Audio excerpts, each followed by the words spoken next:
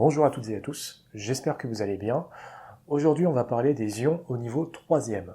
Alors c'est assez rare dans la vie de tous les jours d'entendre parler de ce mot-là. C'est un mot qu'on utilise par exemple quand on évoque les aurores boréales avec l'ionisation de l'atmosphère. On peut aussi en entendre parler quand on parle des batteries au lithium. On dit souvent que ce sont des batteries lithium-ion car ça contient des ions lithium. Pour introduire cette notion d'ion, on va retourner dans la salle de classe pour revenir sur une expérience que vous avez pu faire à propos de la conduction électrique dans certains liquides. Alors voici un circuit avec un générateur, une cuve contenant de l'eau sucrée, une lampe et un ampèremètre pour mesurer l'intensité. Vous pouvez constater que la lampe ne s'allume pas, que l'intensité vaut 0 A, donc dans l'eau sucrée, qui contient uniquement des molécules d'eau et de sucre, il n'y a rien qui assure le passage de l'électricité. C'est lié au fait que les molécules sont neutres. Maintenant, je vais rajouter du sel dans l'eau sucrée, donc ça va donner de l'eau sucrée et salée. Et là, vous pouvez constater que la lampe s'allume et que l'ampèremètre affiche une intensité de 0,16 A. En fait, le nom chimique de l'eau salée, c'est le chlorure de sodium. C'est constitué de deux ions, les ions chlorure et les ions sodium. Donc si ça assure le passage de l'électricité, ça veut dire qu'en fait, les ions possèdent une charge électrique. Alors on va justement essayer de comprendre ce qui se passe et ce qui change par rapport à un atome, parce qu'un atome, on avait vu que c'était neutre. Une molécule qui est un assemblage d'atomes, c'est neutre aussi. Donc si un ion est chargé, c'est qu'il s'est passé quelque chose entre l'atome et l'ion correspondant. Tout d'abord, parlons des ions chargés négativement, qu'on appelle aussi des anions. Vous avez sur la gauche la représentation d'un atome de chlore de numéro atomique Z égale 17. Donc si Z est égal à 17, ça veut dire qu'il y a 17 charges plus au centre et 17 charges moins qui sont représentées par les électrons tout autour du noyau, si bien qu'un atome de chlore est électriquement neutre. Maintenant, regardez ce qui s'est passé pour que ça devienne un ion chlorure. En fait, tout ce qui change, c'est le nombre d'électrons. Le noyau n'a pas changé, il y a toujours 17+, mais cette fois-ci, il y a donc un électron qui s'est rajouté, qui est représenté en rouge. Donc si on fait le bilan, 17 charges plus et 18 charges moins, ça fait qu'il reste une charge négative.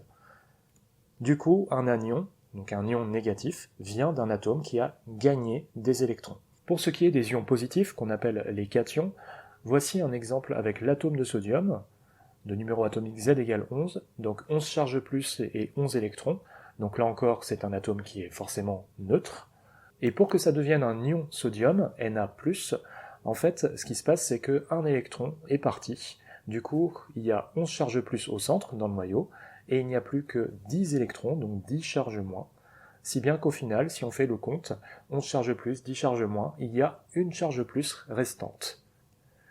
Du coup, il faut bien retenir qu'un cation, donc un ion positif, vient d'un atome qui a perdu des électrons.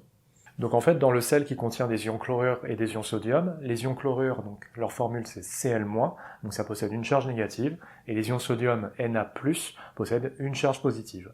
Du coup, ça explique pourquoi l'eau salée conduit l'électricité. On peut aussi évoquer d'autres ions, comme l'ion Cu2+, donc l'ion cuivre 2, ça vient d'un atome de cuivre qui a perdu 2 électrons. On peut aussi citer l'ion fer 2, Fe2+, donc ça vient d'un atome de fer qui a perdu là aussi 2 électrons, ou alors Fe3+, l'ion fer 3, qui vient d'un atome de fer qui a perdu 3 électrons. Alors si je vous parle justement de Cu2+, Fe2+, Fe3+, ce n'est pas pour rien, c'est parce qu'en fait il y a aussi des tests de reconnaissance qui permettent de prouver la présence de ces ions-là en particulier dans des solutions inconnues. L'idée d'un test de reconnaissance, c'est de verser en fait un réactif qui va réagir avec l'ion testé. Si on observe la réaction attendue, ça veut dire que l'ion est présent. Par contre, si on n'observe aucune réaction, ça veut dire que l'ion testé est absent. Pour illustrer le principe d'un test de reconnaissance, rien de mieux que de se souvenir de ce qu'on a fait en classe. Donc, on fait un petit tour de nouveau en salle de classe pour revenir sur les expériences que vous avez déjà réalisées.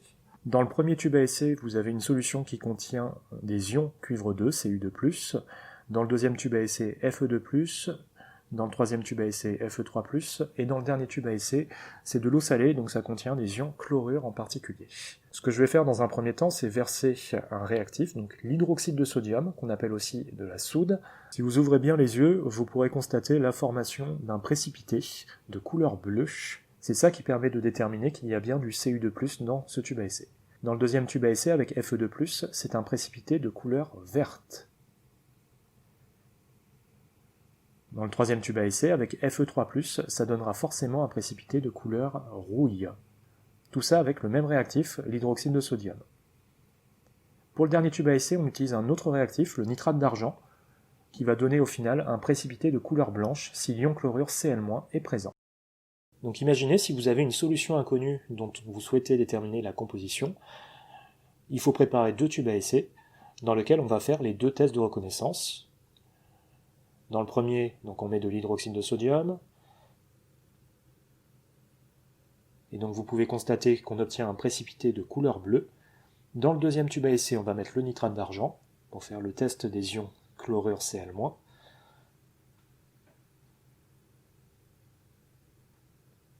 Et vous pouvez voir qu'on observe un précipité de couleur blanche. Donc le premier test prouve la présence de Cu2+, avec le précipité bleu, et le deuxième test, Cl-. Si ces 2 ions n'avaient pas été présents dans la solution inconnue, en fait on n'aurait pas du tout obtenu de précipité. Voilà concrètement ce que je peux vous dire sur les ions au niveau 3e.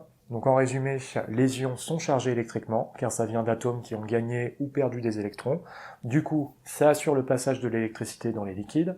Et pour reconnaître certains ions, on a des tests caractéristiques que vous ne devez pas connaître par cœur, mais que vous devez savoir exploiter, comme ce que je vous ai expliqué dans la vidéo. J'espère avoir été clair, et je vous souhaite dans tous les cas bon courage dans vos révisions. Ciao!